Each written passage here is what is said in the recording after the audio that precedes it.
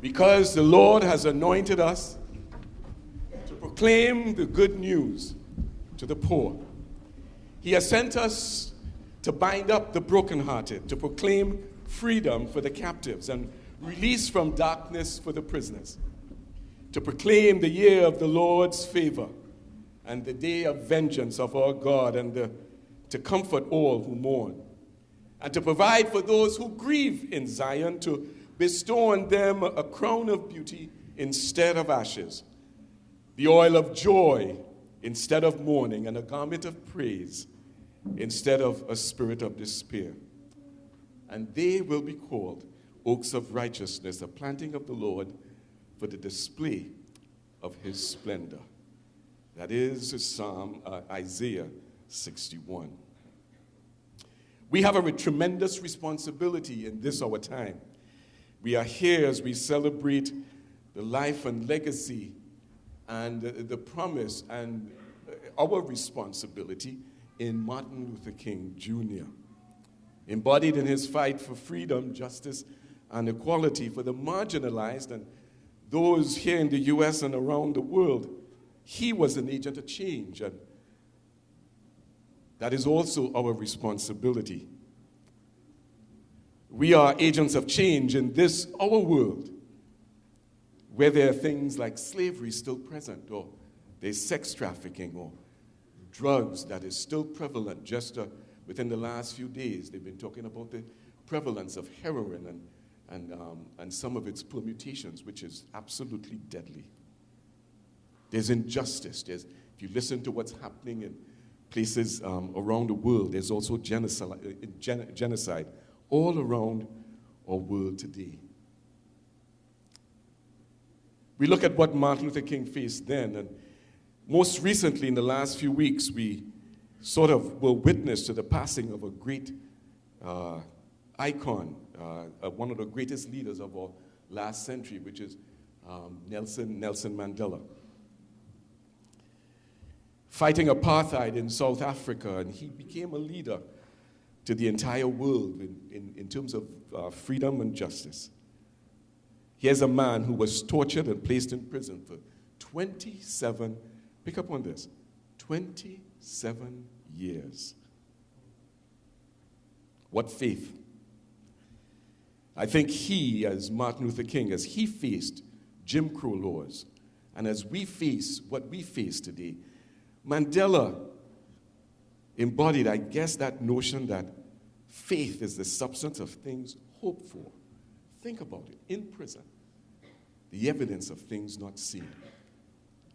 We here, this is our time, our role to be agents of change, and this in a needy world, in a people that need every single one of us. We're here this morning to hear from somebody that's I don't even want to call him a friend, because we go a little further than that. In my vernacular, I would call him a partner, P-A-D-N-U-H instead of partner. But he's a friend. He's a brother. He went out to Howard and got an MDiv there, and a D-Min at International Bible College Seminary. He's been pastor over in Washington, D.C. at Community of Hope. He's been at the Nazarene headquarters and Compassionate Ministry, and a director of Black Ministries. But he's been a supporter of churches and ministries, not only here in the U.S., but around the world, that serve the marginalized. He's currently the pastor of Lake Como Connections in Orlando, Florida. If you notice, he's wearing a short sleeve shirt, and I'm surprised he's not wearing a sandals this morning. He comes from Orlando, Florida, a place that we wish we could be right now. But let's, as our brother comes and shares with us, let's open our hearts or minds to what the Lord has in store for us. And let's bring up Dr. Oliver Phillips.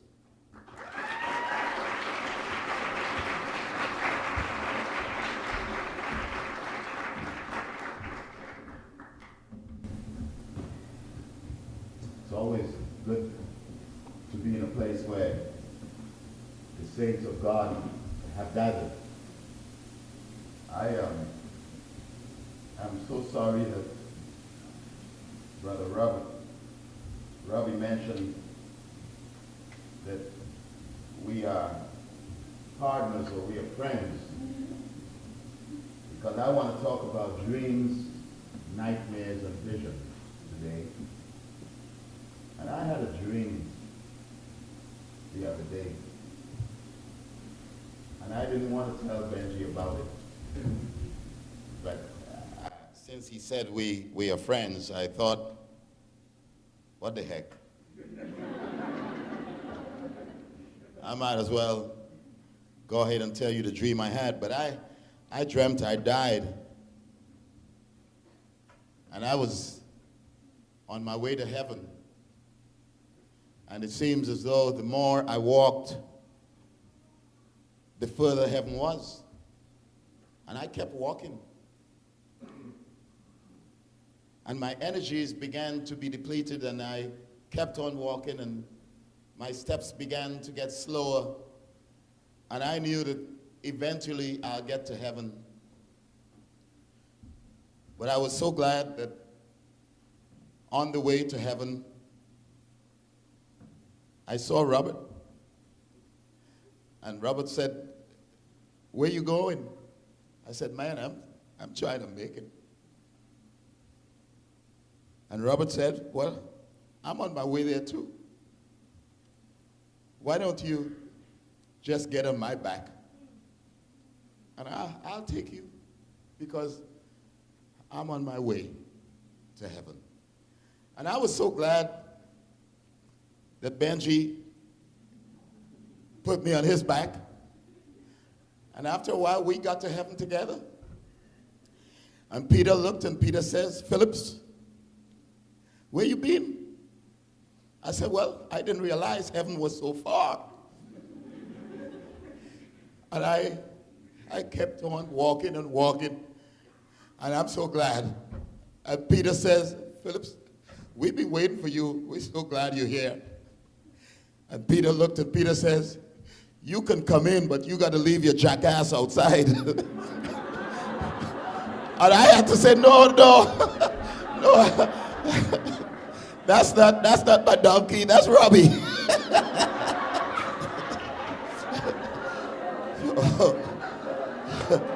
So both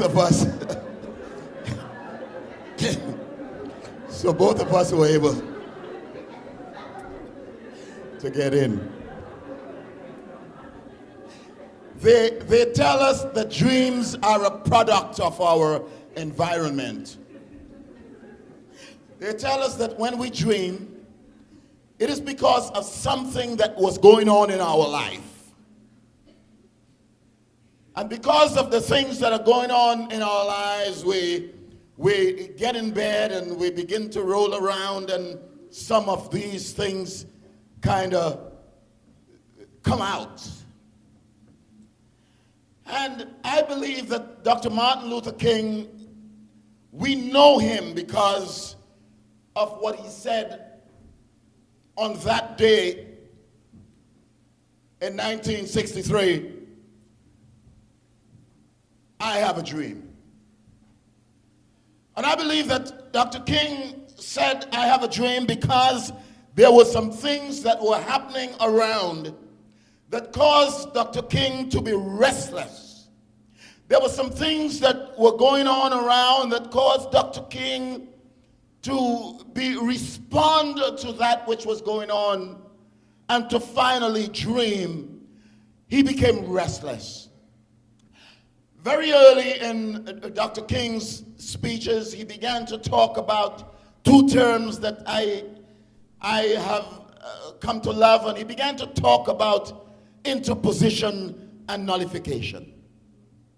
And those two expressions were a part of who Dr. King was, and I believe that as Dr. King dreamed, that he had to respond to that expression of interposition and nullification. You see, because some of you are not old enough to understand that in 1896, maybe some of you were around, But it was 1896 that the Supreme Court, in a decision 7-1, Plessy versus Ferguson, that said that we can be separate, but we will be equal.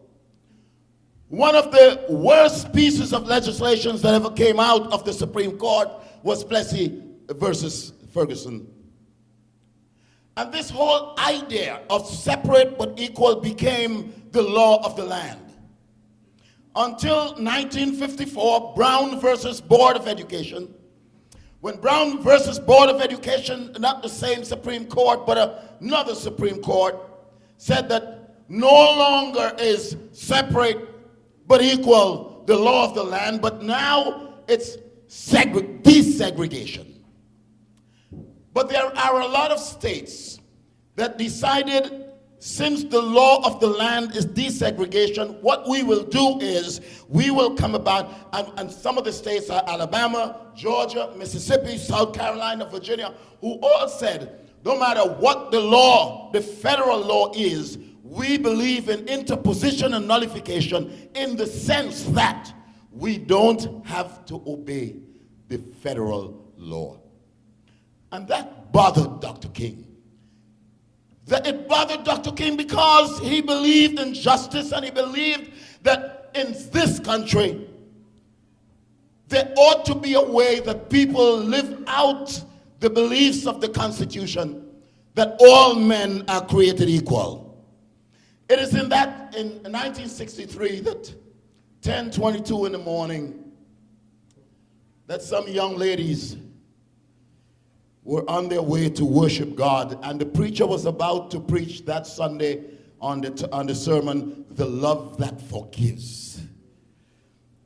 But yet it was on that morning that 4 little black girls died.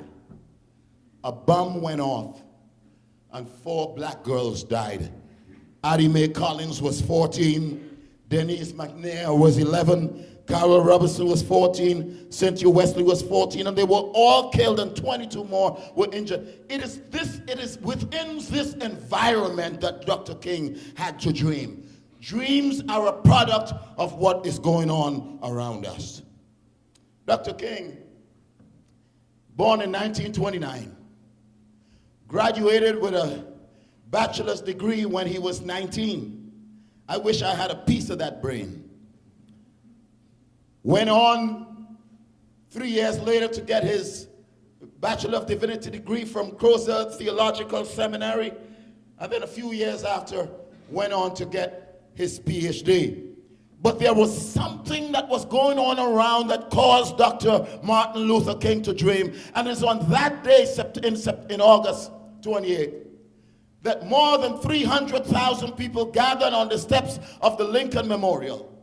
And Dr. King began a litany of things that he believed that America had defaulted on.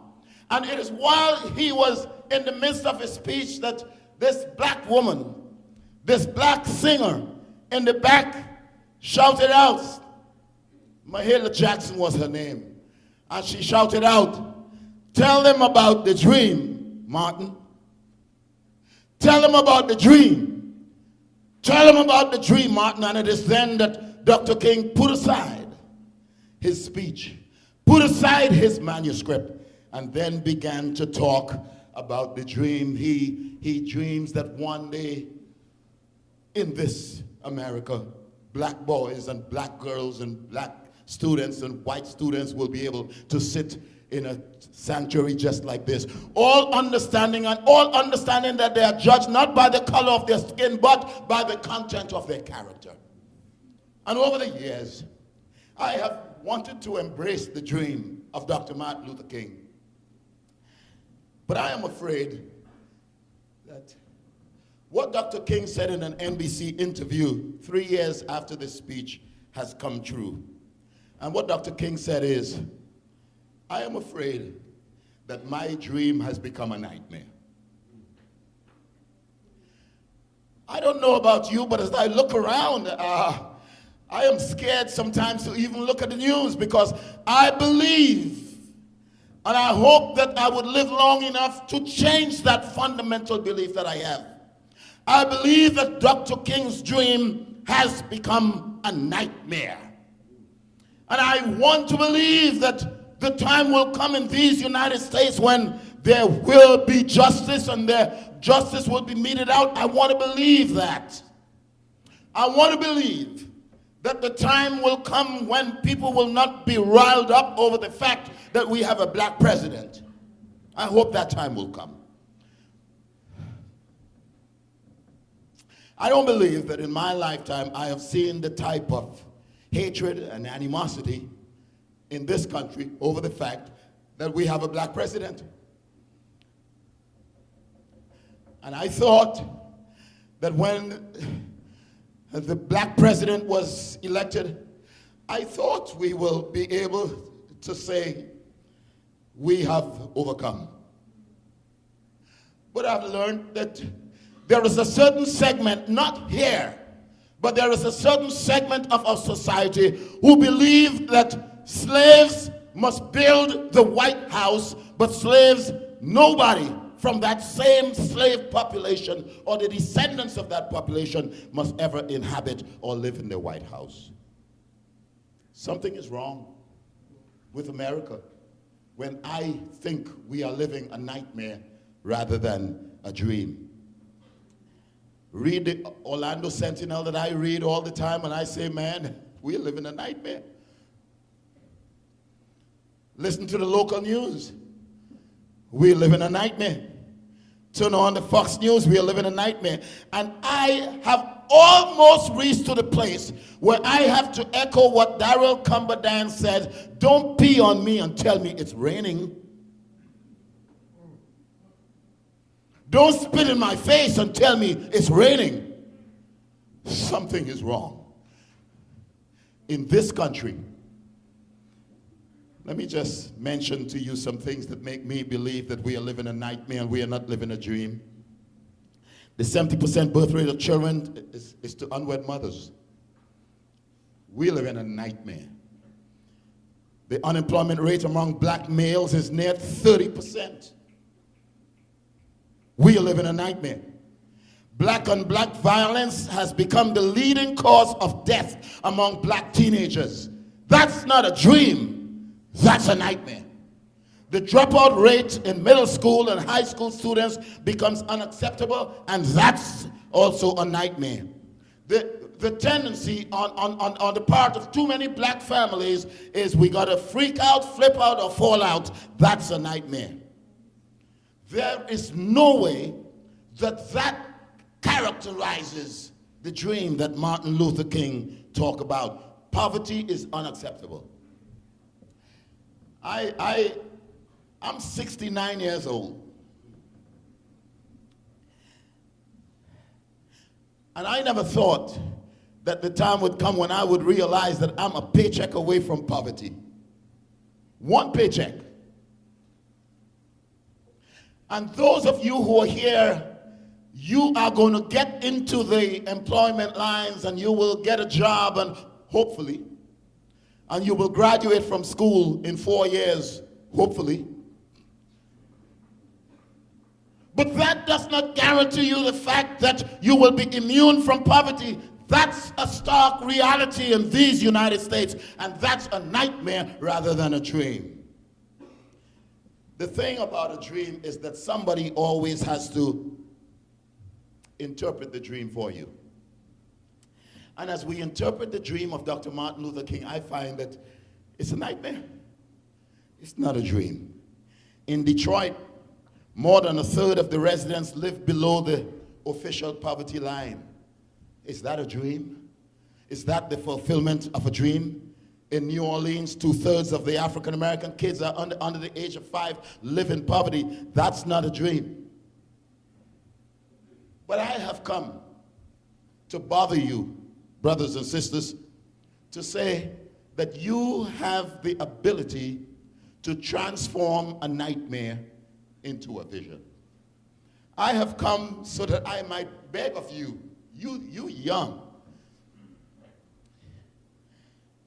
I wish if I were the creator, God has done some things that I totally disagree with. Yet some things.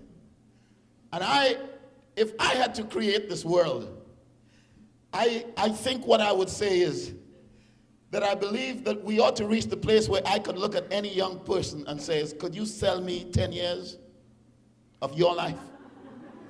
I really think so. At 69, I would like to buy 10. Some of you are what? 19? Sure, you can sell me 10 of your years. What do you care? I wish that that's the economy that we lived in, that we can buy some years, because I tell you, I want to see the dream fulfilled. I want to live long enough to see that it's all right to be black. I want to see the time come when it is unacceptable to be poor. I want to see the time come in my lifetime when everybody frowns on poverty.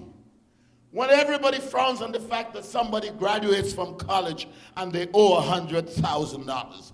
I wish that time will come when that is unacceptable. I am asking you young people to embrace a vision.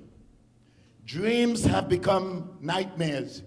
I want to ask you to do something with your life, and the most responsible thing you can do as young people is to transform the nightmare that has become a part of our society and embrace a vision. Because that's what Dr. Martin Luther King, listen to him. Dr. Martin Luther King said, when the architects of our republic wrote the magnificent words of the Constitution and Declaration of Independence, they were signing a promissory note to which every American was to fall heir. This note was a promise that all men, yes, black men as well as white men and women, would be guaranteed the unalienable rights of life, liberty, and the pursuit of happiness. It is obvious that today Dr. Martin Luther King said that America has defaulted on that promissory note insofar as the citizens of color are concerned. Instead of honoring the sacred obligation, America has become given the Negro people a bad check, a check which has come back marked insufficient funds. Just in case you think that what you have heard this morning is just the rantings and the ravings of a crazy black man, let me just say that my anger, my disdain is grounded in Scripture. Listen to the Old Testament. Listen to Jeremiah. Somebody, make sure you put your hand up when I have 5 more minutes. Make sure you tell me. I don't have a clock. I, the Lord, command you to do what is just and right. Protect, says the Lord. Protect the person who is being cheated from the one who is cheating him. Do not ill-treat or oppress the foreigners, orphans or widows, and do not kill innocent people in the holy place. Listen to the word of God. Micah, no. The Lord has told you what is good. What he requires of us is this: to do what is just, to show constant love, and to live in humble fellowship with our God. That passage that was read earlier called the liberation passage, the Spirit of the Lord is upon me because he has anointed me, he has chosen me, he has sent me to visit those that are in prison. That's what the Bible says for us. In closing, let me just give a warning to you young people. And there are 4 things I must say. First of all, as you face this world, do not fall to the temptation of extreme optimism. In the sense that do not get to the place where you believe that it's all right, these are the greatest days that we will ever live in, we have arrived. Don't fall to that temptation. Secondly, don't fall to the temptation of extreme pessimism, where you believe that these are the worst of times. And thirdly, don't fall to the temptation of corrosive cynicism, which I see so prevalent in our society, where individuals believe nothing that I do can make a difference. So I don't want to get involved in politics. I don't want to get involved in community affairs. I don't want to get, so we so hate everything that's going on so that we withdraw. And fourthly, that we should never get to the place as young people where we believe in what some writers have referred to this as cognitive dissonance, where we are in the midst of something wrong, but we don't even know what's going on. And we tend to disbelieve the very fact that the fragments have fallen apart in the world in which we live. I beg of you as young people on this day to embrace a new vision. Embrace a vision that's deeply rooted in the American dream.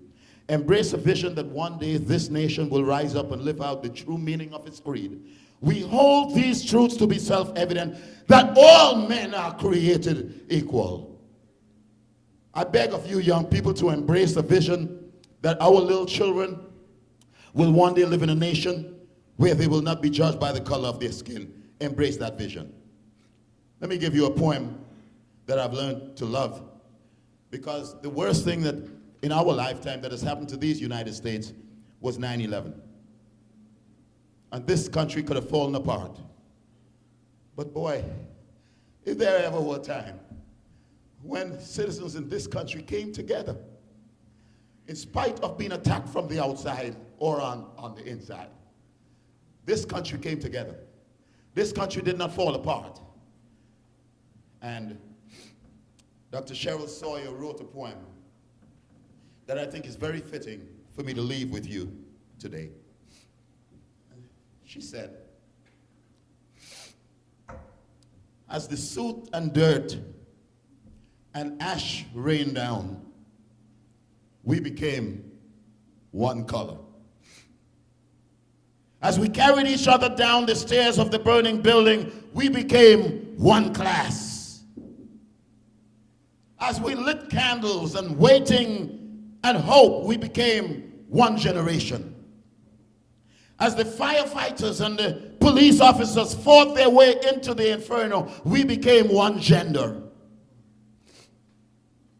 As we fell to our knees in prayer for strength, we became one face. As we whispered or shouted words of encouragement, we spoke one language. As we gave our blood in lines a line long, we became one body. As we mourned together the great loss of these United States, we became one family. As we cried tears of grief and loss, we became one soul. And as we retell with pride of the sacrifice of our heroes, we became one people. Brothers and sisters, we are one color. We are one class. We are one generation. We are one gender. We are one faith. We are one language. We are one body. We are one family. We are one soul. We are one people. And that is why it's incumbent upon all of us on this, the birthday of Dr. Martin Luther King, to transform our world and to embrace the challenge that nightmares are unacceptable, and we will embrace a vision of a new world order. It's in your hands. Dr.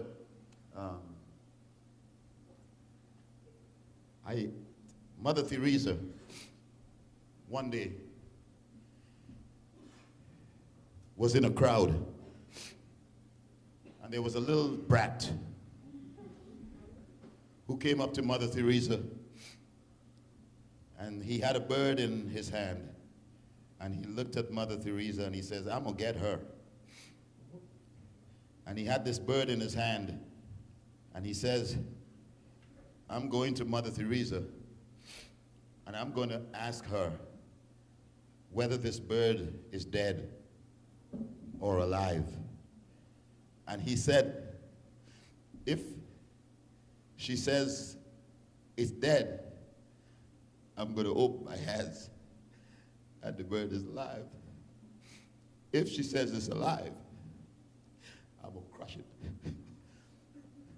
And he goes up and he says, Mother Teresa, Mother Teresa, Mother Teresa, is this bird dead or alive?